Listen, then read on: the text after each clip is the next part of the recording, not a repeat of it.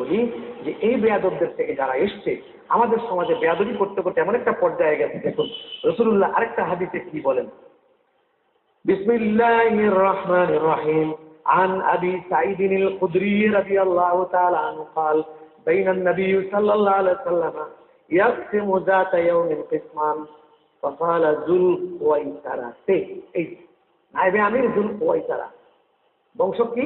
রাজুলুম মিন বনি তামিম। وقال ذو الخويسرة رجل من بني تميم, বনু তামিমের একজন লোক যুল খুয়াইসারা নাম। তিনি কি বলছেন, ইয়া রাসূলুল্লাহ আ'দিল, হুজুর ইনসাফ করেন। হুজুর বলেন ওয়াইলাক ওয়াইহাক মাইয়াদিল ইসলাম আ'দিল, আমি ইনসাফ করতে না পারলে কে করবে রে? হযরত ওমর বললেন এজানলি ফাল আদরাদ উনকাহু, হুজুর হুকুম দেন আমি ওর বর্দান ফেলে দেব মালা হবে। قال لا إن له أصحابا يحقر أحدكم صلاته مع صلاتهم, লোকটাকে দেখে রাখো, এর বংশ কিয়ামত পর্যন্ত যাবে, এদের নামাজ রোজা এমনই হবে, তাদের নামাজের কাছে তোমরা হাকির, তোমরা তুচ্ছ, তাদের রোজার কাছে তোমরা তুচ্ছ।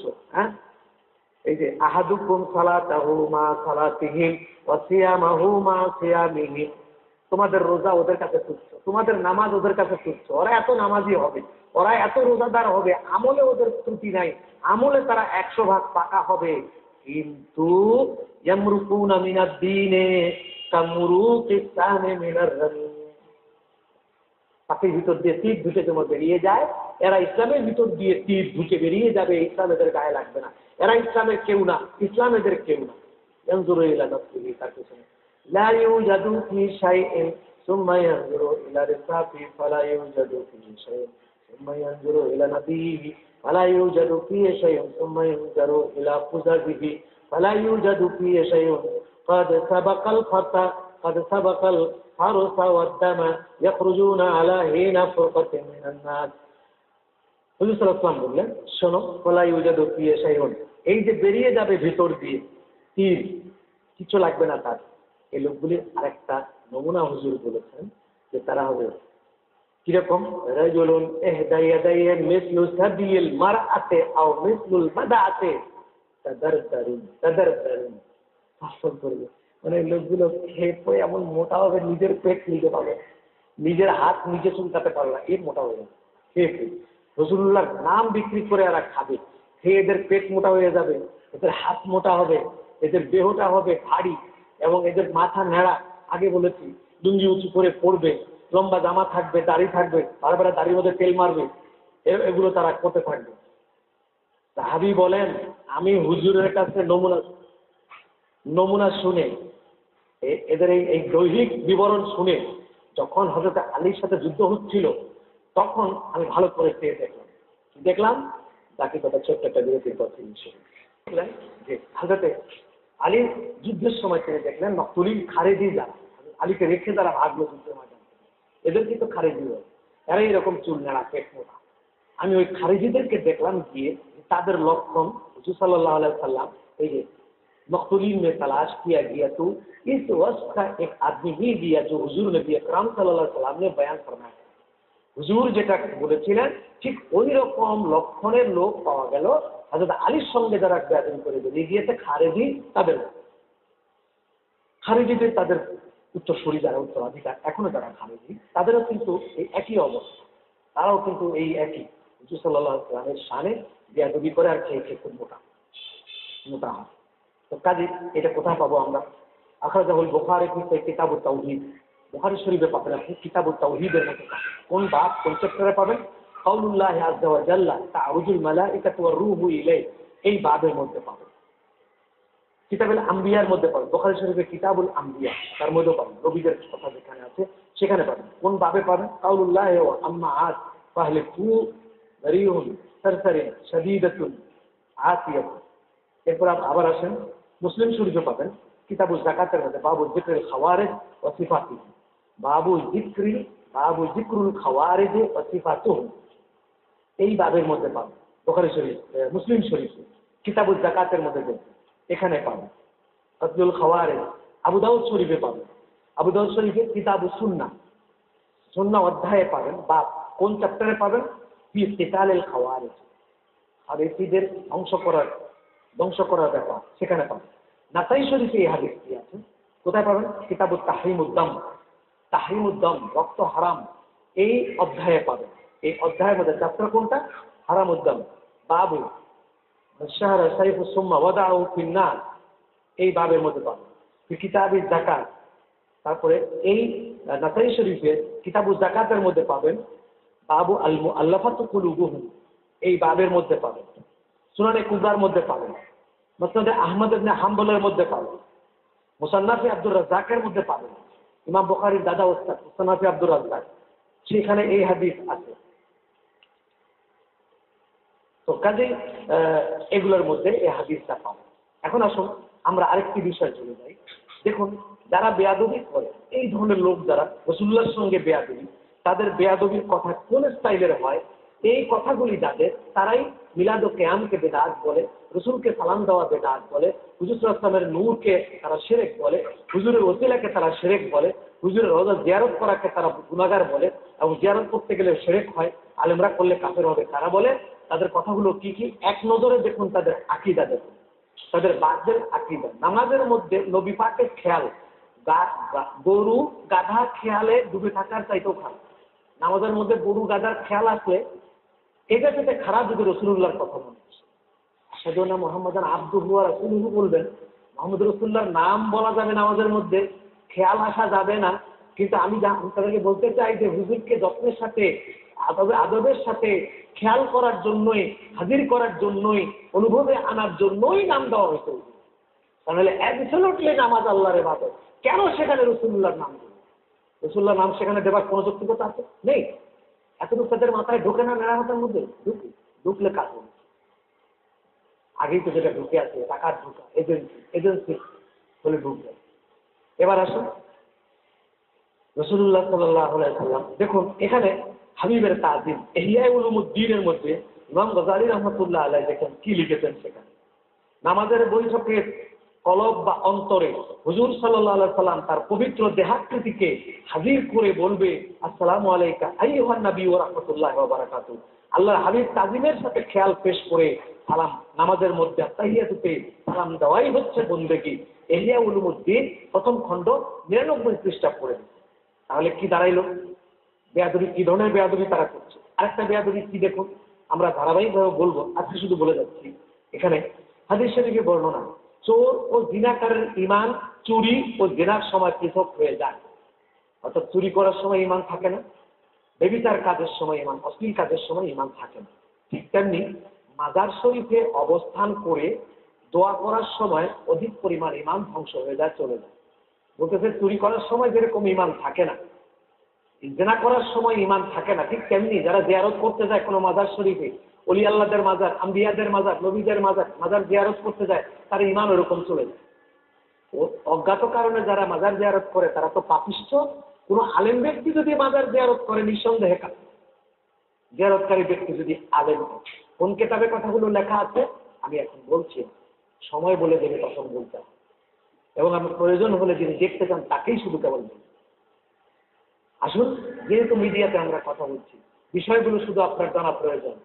যখন প্রয়োজনের পর মনে করবেন এবার আমার জানা প্রয়োজন এরা কারা, কে লিখেছে, তখন আমি।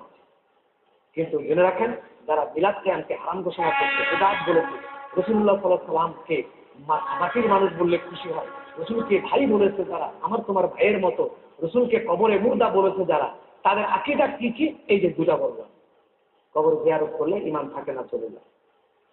অথচ কবর জিয়ারতের অসংখ্য হাদিস হুজুরের আছে, অসংখ্য কিতাব। মুহাদ্দিস আব্দুল আজিজ দেহলভী রাহমাতুল্লাহ আলাইহি তাফসীরে আজিজিয়া 30/113 পৃষ্ঠার মধ্যে তিনি সেখানে উল্লেখ করেছেন, অভাবগ্রস্ত কঠিন সমস্যা নিমজ্জিত ব্যক্তি যদি আল্লাহ ওয়ালা গণের মাজারে, আম্বিয়া আলাইহিস সালাম মাজার জিয়ারত করেন, এবং খোদা প্রদত্ত ক্ষমতা বলে তারা ক্ষমতাবান, আল্লাহ তাআলা নিজের সত্তার ক্ষমতায় ক্ষমতাবান, কেউ কোনো ক্ষমতা আল্লাহকে দেয় না।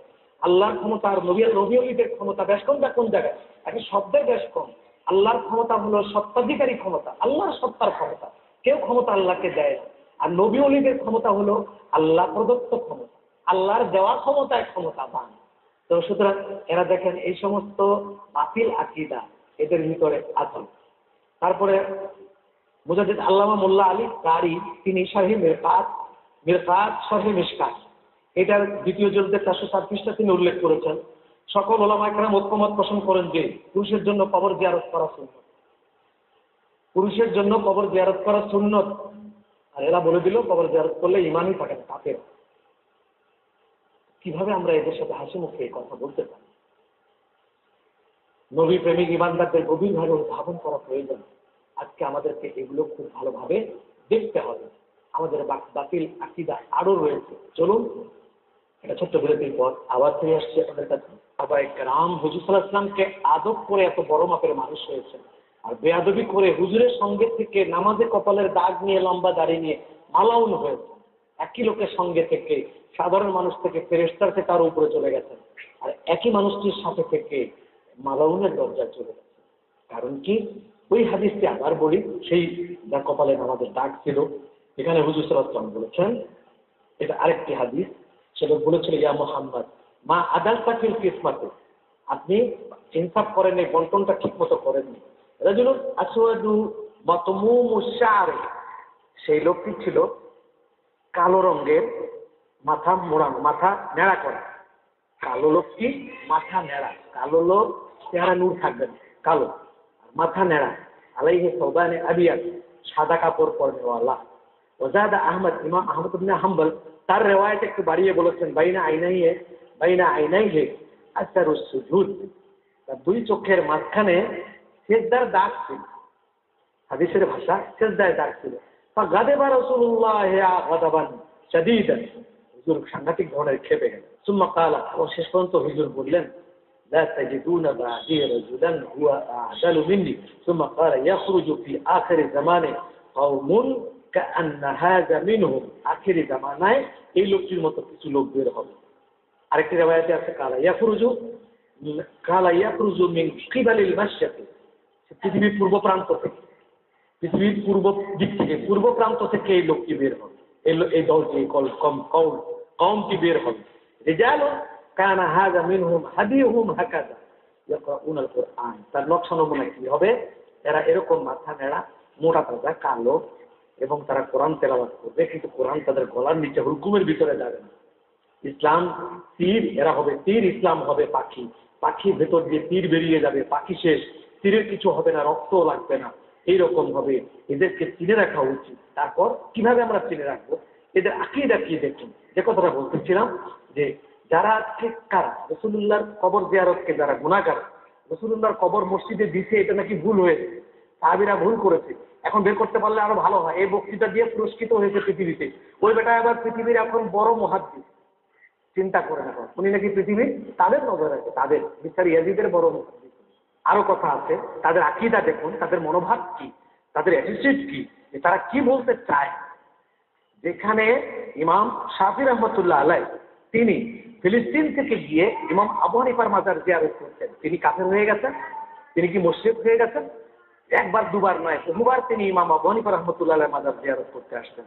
শুধু তাই নয়, তিনি বলেছেন আমি এখানে এসে মনে শান্তি পাই, আমার উপর বরকত, আল্লাহর রহমত হয় এবং বরকত হয়, বরকত লাভ করেন, একথা তিনি নিজে বলেছেন। কোথায় আছে? রদ্দুল মুখতার কিতাবের প্রথম খণ্ড 55 পৃষ্ঠায় এই কথা লেখা আছে। আল্লামা ইবনে আবেদিন শামী কিতাবে লিখেছেন এই কথা। আল্লামা ইবনে আবেদিন শামী কিতাবে এবং রদ্দুল মুখতার কিতাবে 55 পৃষ্ঠায় আছে। ইমাম শাফি, ইমামে আজম আবু হানিফা রাহমাতুল্লাহ আলাইহি থেকে বরকত লাভ করার উদ্দেশ্যে মাজার জিয়ারত করতেন। আরো তারা কি বলেন দেখুন। আউলিয়া একরামগণের কবরে অবস্থান করে জীবিতের ন্যায় উপকার করতে সক্ষম তারা নয়। যদি কবর জিয়ারতের মকসুদ পুরো হতো, এত সবাই মিলে মদিনা শরীফ যেত, এটাও লেখা আছে। তাহলে রাসূল পাক সাল্লাল্লাহু আলাইহি সাল্লাম তার ওখানে যাওয়া তারা নিষেধ করে। আবার দেখেন তাদের আরেকটি বাতিল আকীদা কি ধরনের। রাসূলুল্লাহ সাল্লাল্লাহু আলাইহি ওয়াসাল্লামের জাত ও সিফাতের সাথে কামালে মুশাবিহাত বা পরিপূর্ণ মিল রেখে সৃষ্টি করা হয়েছে। হুজুর অক্ষর জ্ঞানহীন ছিলেন, তিনি অক্ষর জ্ঞানহীন ছিলেন, এগুলো তারা এভাবে বর্ণনা করে ঘুরে বেড়াচ্ছে। নবীগণের উম্মত নবীগণের সমকক্ষ হতে পারে, বা কোনো কোনো ক্ষেত্রে নবীগণের ওস্তাদের সমকক্ষ হতে পারে উম্মত, এ কথা তারা বলে। উম্মত নবীর সমকক্ষ হতে পারে, কোনো কোনো ক্ষেত্রে নবীগণের ওস্তাদের সমকক্ষ হতে পারে, এগুলো তাদের ভাষা। নবীদের সাথে তাদের বেয়াদবি ঠিক এই ধরনের বেয়াদবি।